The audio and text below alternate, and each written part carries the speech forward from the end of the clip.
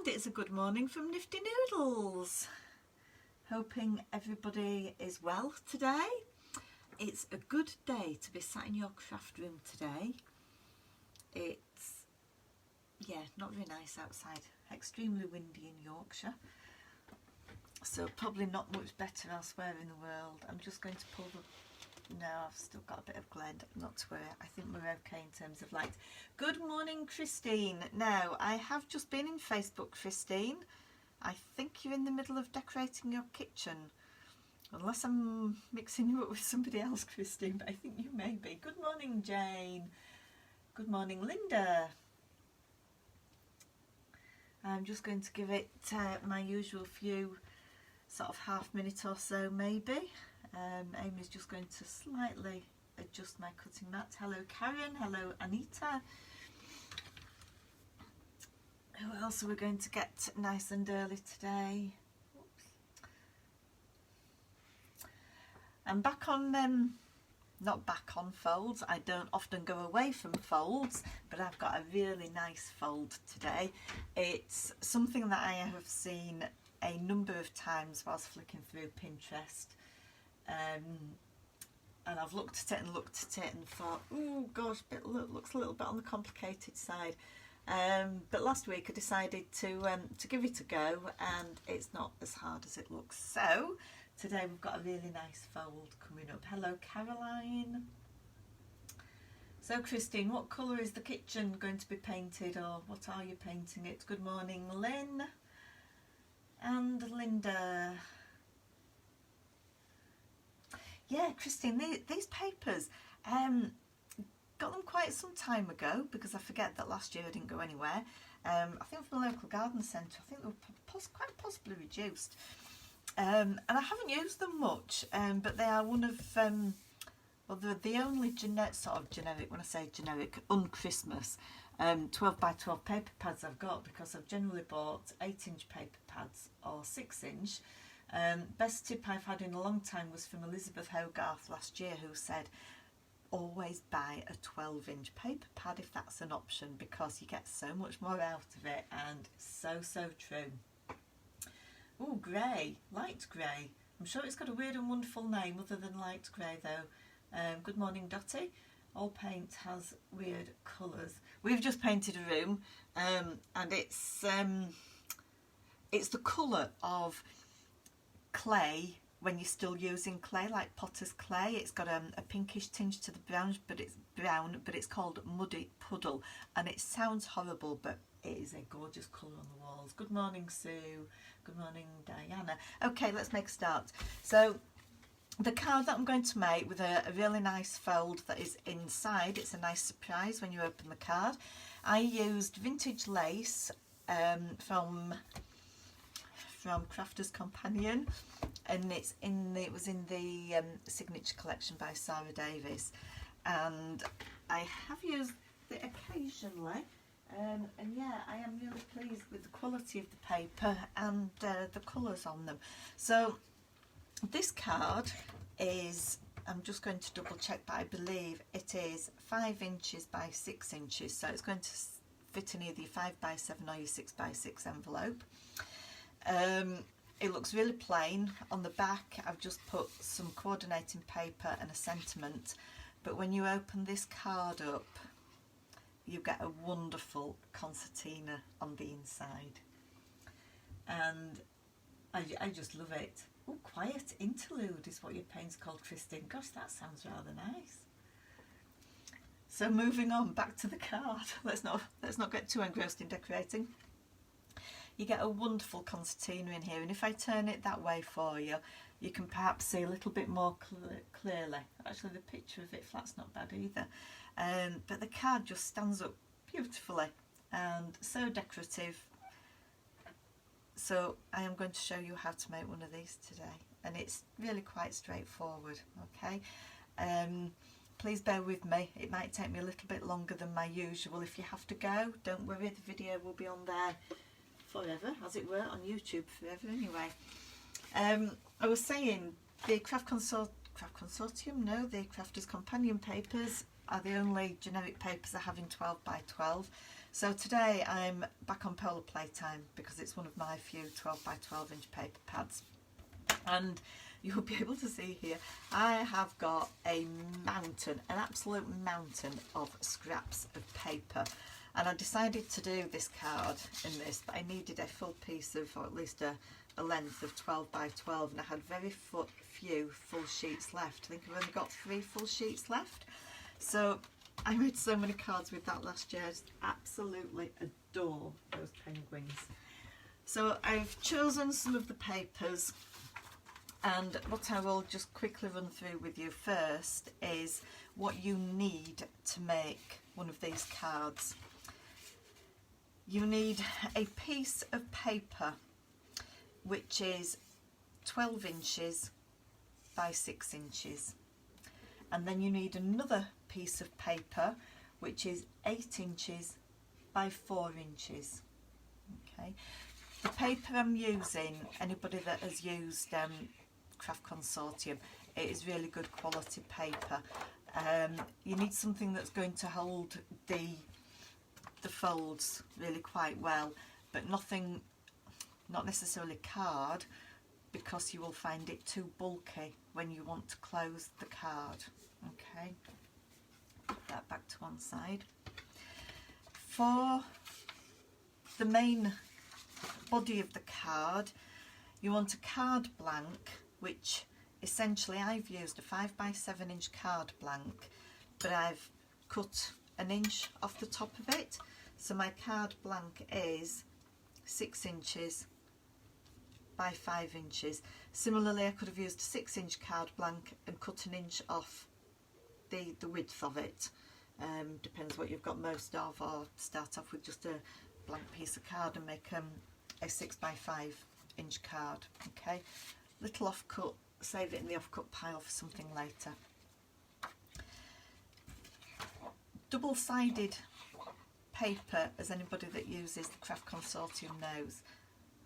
I'm getting so confused. Craft Consortium, Crafters Companion, it's Craft Consortium. And I want that side to be facing when you open the card. I love the colours on it, the green, the sort of turquoisey blue, the pink. I love the words. We've got skiing, frost, skates, South Pole. We've got all sorts on there. I just love it. Yes, Craft Consortium morning, Elizabeth, when I get my words out right. Craft Consortium. Because I know, yes, today, is it today they have Secret Garden out? I got my email this morning with their new paper collection out. Good morning, Anne. I'm just looking to see it. Good morning, Liz.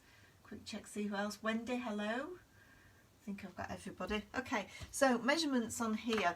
First of all, what I'm going to do is I am going to score, and we're in inches again today. I am going to score at 2, 4, 6 and 8. Okay, so every 2 inches across, obviously, the 12 inch side of your paper. When I'm using paper, I have in the past sometimes just scored, as you may have done, too harshly and actually gone through the paper, so I'm just being careful here, but obviously want it to fold nicely and know where I'm folding it. Okay, so those are your first scores at every 2 inches along your 12 inch piece of paper. Okay, what I need to do then is I need to turn it sideways to actually do this, but I need to measure, gosh, I can't see my score lines now. I need to measure down an inch. I'm going to turn it over and mark it with pencil because I can't see the score lines. I am going to mark at 1.5 and then 1.5 inches in from the other, so I'm working from the 6 backwards at 4.5, and the same on the other side. So I'm marking 1.5 inches and 4.5 inches there. And what I'm going to cut this rather than pencil first time. It should be right. I'm going to line up the marks, my pencil marks, and I am going to cut between the 2-inch score line and the 8-inch score line. Okay. I even put a new blade in my knife for this. Yesterday I wanted it to be nice and precise. Okay, so lining up between the 2-inch score line and the 10-inch score line, and just purely because of the pattern on my paper, I can see the score lines better on the reverse. So I will then cut between the 2 cut lines at the 2-inch mark. I hope that makes sense. So I'm going to cut out a rectangle of paper from the middle. Okay, see if I've actually got that cut there. Okay, so this will be a 3-inch deep section that you're going to cut out.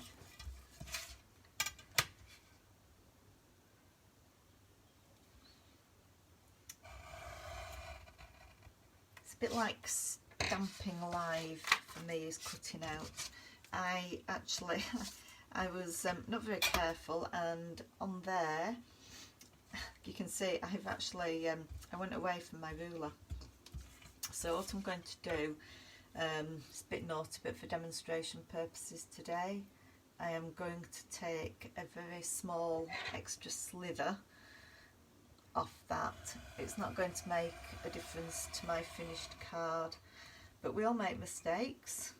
We all post photos of cards when we say I haven't done this right or this wasn't what I planned, but as most people know, you can always rectify it, or as I think Elizabeth, you said to somebody, if it goes wrong it's only a piece of paper, you can start again, can't you? So okay. Good morning, Janice, as well, and Bernadette, hello there. Gail, hello.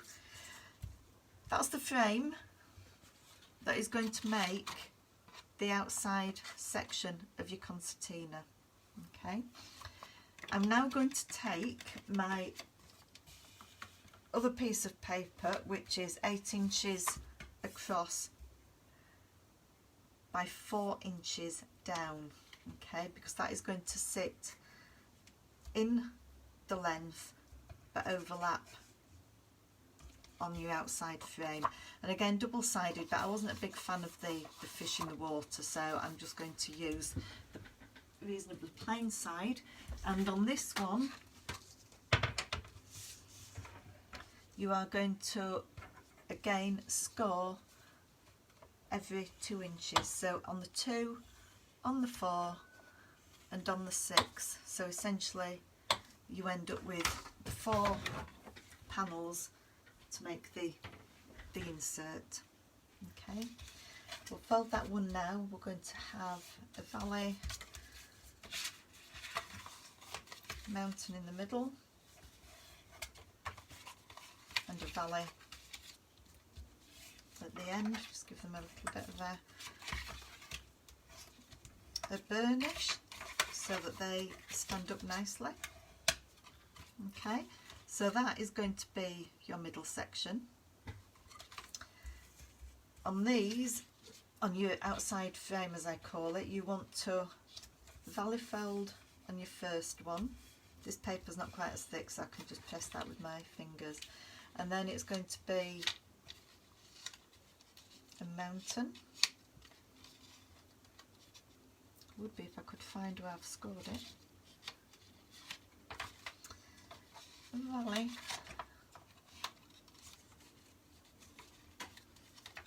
Okay. Mountain. Remember when I first started folding, I think I got a template for a card, and they were talking mountains and valleys, and I had no idea what they were on about. But now, in my everyday vocabulary, mountains and valleys. Okay, you can see, hopefully, the shape now coming together. Okay, the little bit of paper that was in the middle, is now in my scrap pile, unfortunately. Okay, this, your mechanism as it were, that makes up your mechanism, is going to sit in there. But what we have to do first is some more cutting, okay? So I'm going to mark on the reverse.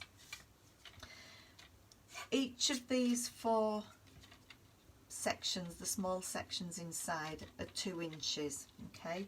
You want to mark centrally, so at the 1 inch you're going to put a mark, so 1, 3, 5 and 7, so just a small pencil mark in each of those.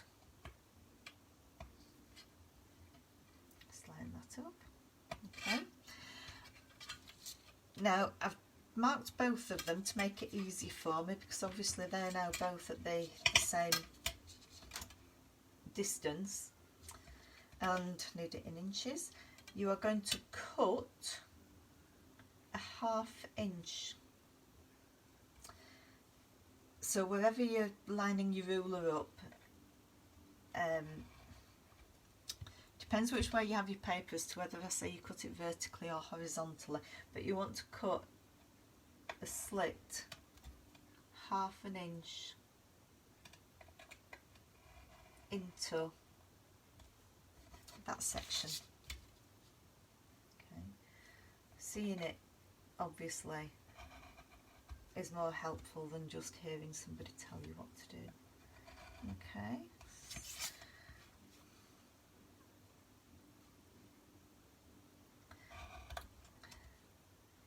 Had I been more prepared, I might have cut some of these first, but wanted to actually make it from scratch for you today.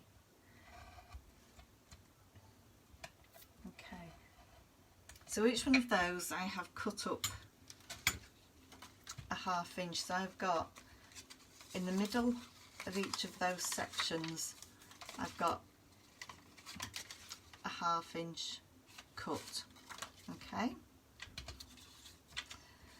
I'm not going to place that in now, but I think you will probably have gathered that you actually slide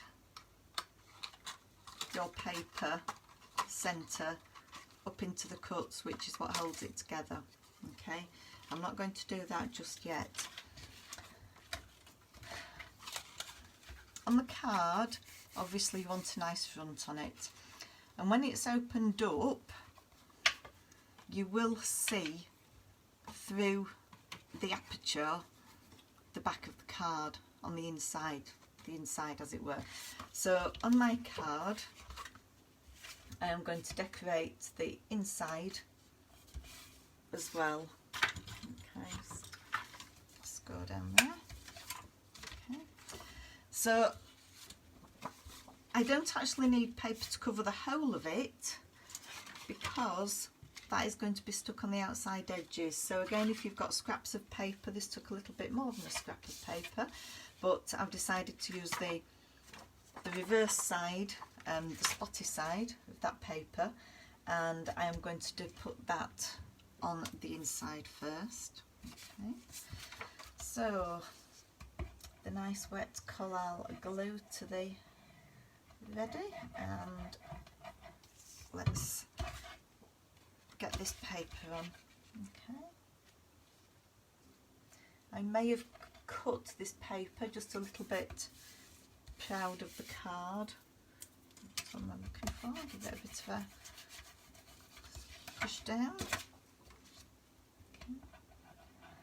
I always worry that when I'm doing these that I haven't actually pushed hard enough down on my glued paper and it might come apart, but hasn't done yet. Okay, so having a look, see what you're all chatting about. Oh gosh, we're on the COVID. Who's got a heavy cold? Gail, have you got a heavy cold? Oh dear. We get our second jab at the weekend. It's ridiculous saying you're excited about going to get a jab, isn't it, in a way? But I may actually venture out of the house then. Elizabeth, did I end up using more than one sheet? No, I'm sure I didn't, because this is 6 inches and that's 6 inches. So it was only out of the one sheet of paper. Okay. Unless I had some scrap left. Okay, I have got the tiniest piece of paper just showing there, so I'm going to just very carefully this time, without rushing it, cut that to size. Okay, so that's the middle of the card decorated. The front of my card, I decided to go for the scarves and woolly hats because it's so lovely and bright. There is a dark option on the reverse, but I thought I'd keep it nice and light. Okay, so that's going on the front, and again, I haven't cut it quite to size. Again, this is just a little bit on the big side so that I can trim it.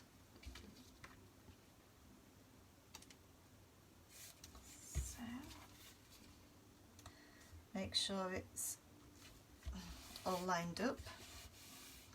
I think I'm doing this in the right order. I cut various bits of paper out and then piled them all up as I do on a weekend. Yes, it was bank holiday yesterday, so left this to one side, came back to it at about 10:25 this morning and thought, oh God, where do I start? So I'm going to again just very carefully trim down that side and across the top.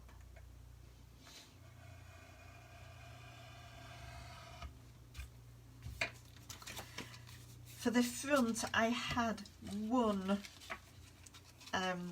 of the topper images left from the Polar Playtime, and I have inked around the edge of that with Warm Breeze Versafine Clair and stuck it onto again a scrappish bit of paper.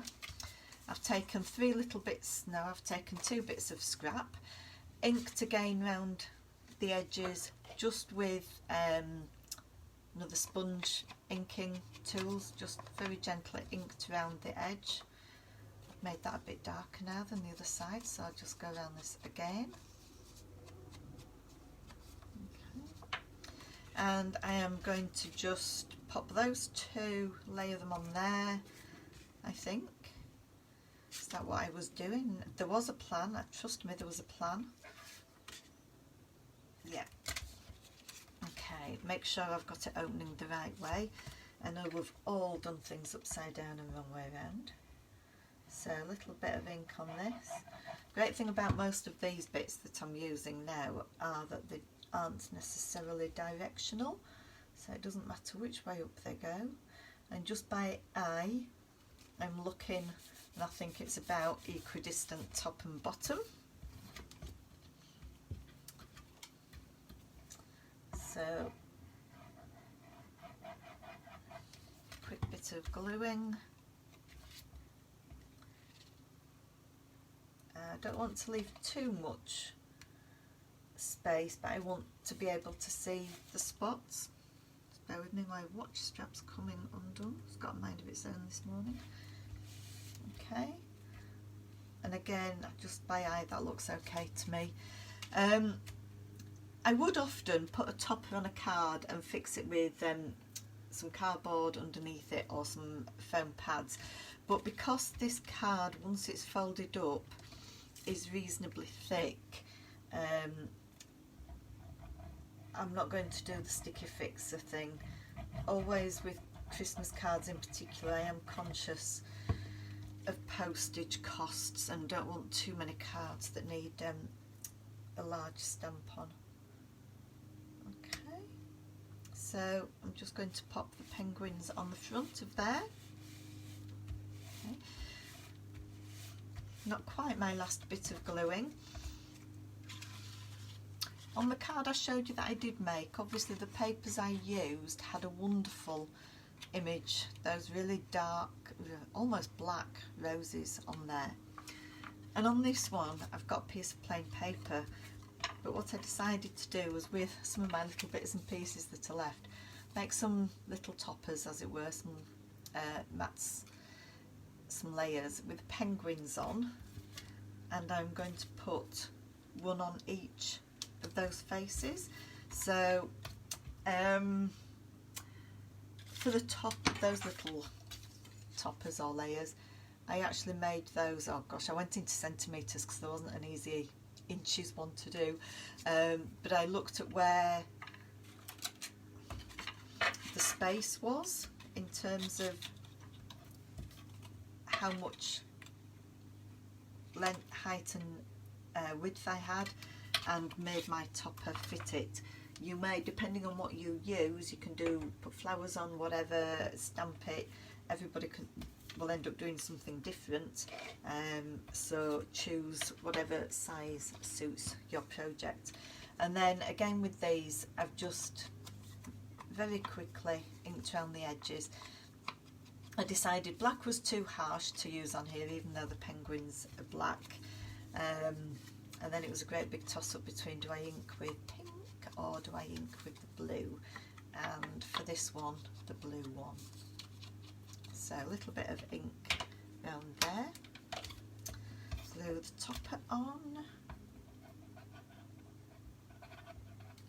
Seem to be doing a lot of talking today, and I'm not looking at all the comments to see what you're all chatting about today. Oh, Natalia, you're getting your first jab, wonderful. Wendy waiting for your second one.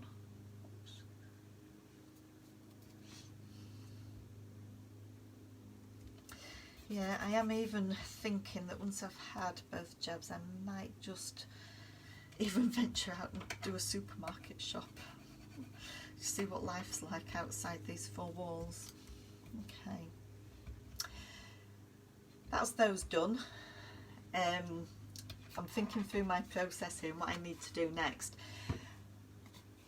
I want to finish off the card pretty much as I did the other one, and for that reason I am going to just, because I haven't mat and layered, I want a little bit of definition to the borders, and this is such a quick way to do it. I don't really need to do that section because it's going to be done when I put the inside concertina in place, but let's cover everything. Okay, just to be on the safe side. And if it goes over, it doesn't matter because we're doing the front as well. And again, I didn't want too many layers, which is why I didn't mat and layer this, but just putting some ink on your outside edges, I think, works wonders. Okay, so they're all inked. Okay, my next job,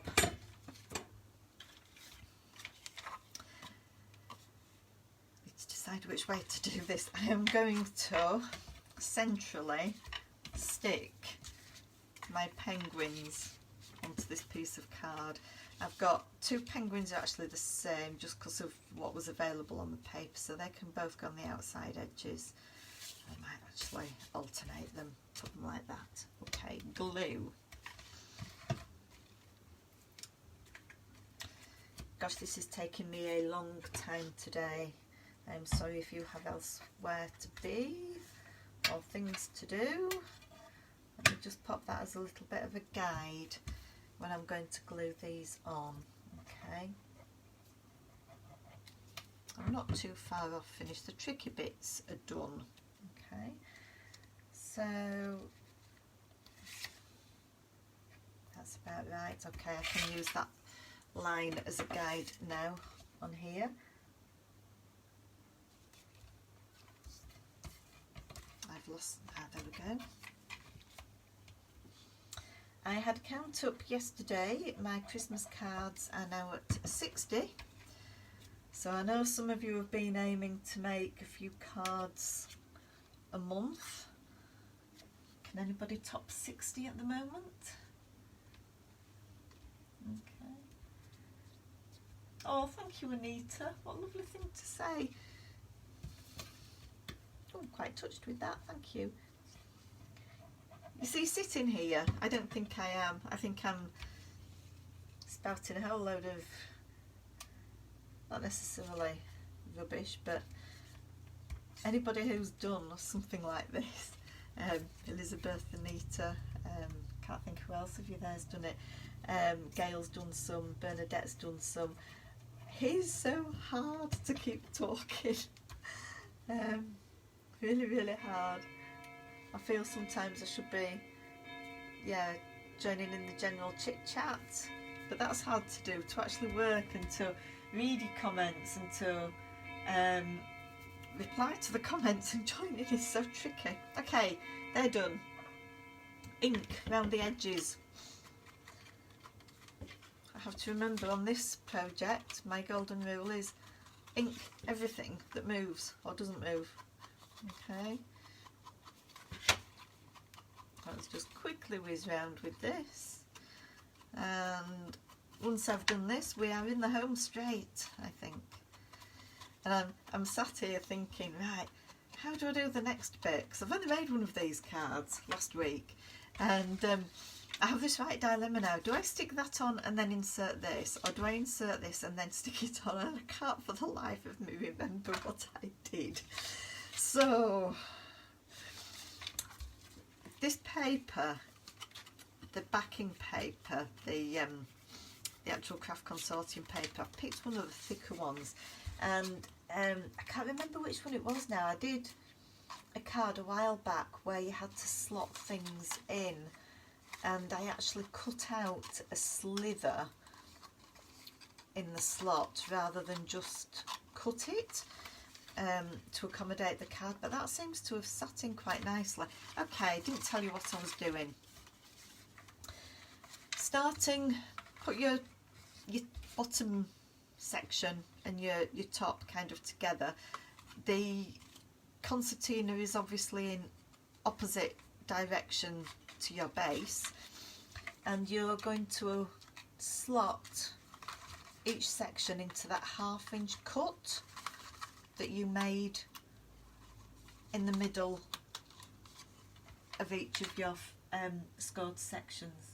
Okay, turn it round and do the same at the bottom. Okay, this is where you don't want to have used paper that is too thin for either of these sections. Okay, hey, we're getting there.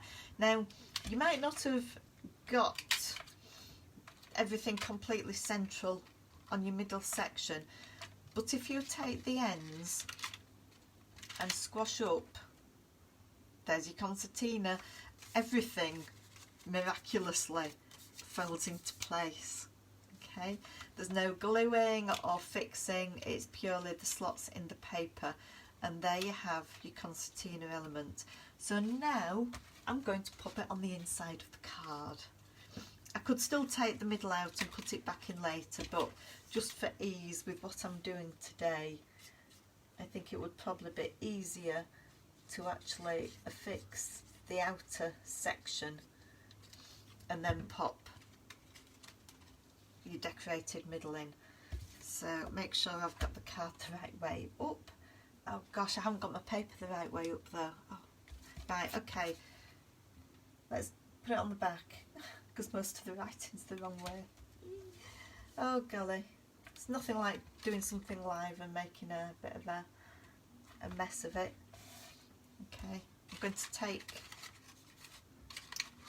this out because it's now upside down, and I'm going to pop it back in a second when I've glued the other section. You see, on this paper, when I said non-directional paper is great, this is why. Because most of the writing on here is that way, I was about to end up with it upside down. It's one of those things, isn't it, that us crafters should live by, and I know joiners do. It's measure twice, cut once, and in this scenario always check it twice before you glue. And this piece, so I'm only gluing the two end sections. Square it up nicely with the front of your card, give it a good press down. Okay, that will fold up, and when it's folded you don't see anything of the inside mechanism. last thing, because I went round everything, didn't I? So these two edges, do you know what, I've forgotten to do some as well. I hope nobody told me I'd forgotten to do a little bit of inking and I've missed it. Okay.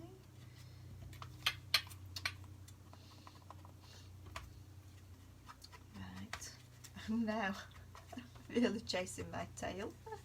I'm going round and inking the edges. So much for checking things twice. Never mind. Where there's a will, there's a way. A little bit of ink on the inside of these. Great thing about inking like this, I know it's not very precise, but it is so quick. So very quick. So it takes so quickly. Okay, most of it's inked. I'll find a bit later that isn't. Okay, and now I'm going to pop this back in here the right way up.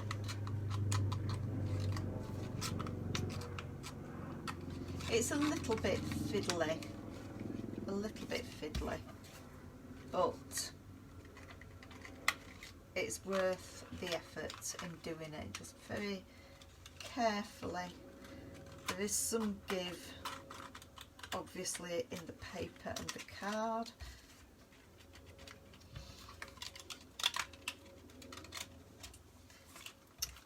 I haven't got that quite even. I'm just going to pull some of that forward because I haven't got them quite in the right place. Don't rush.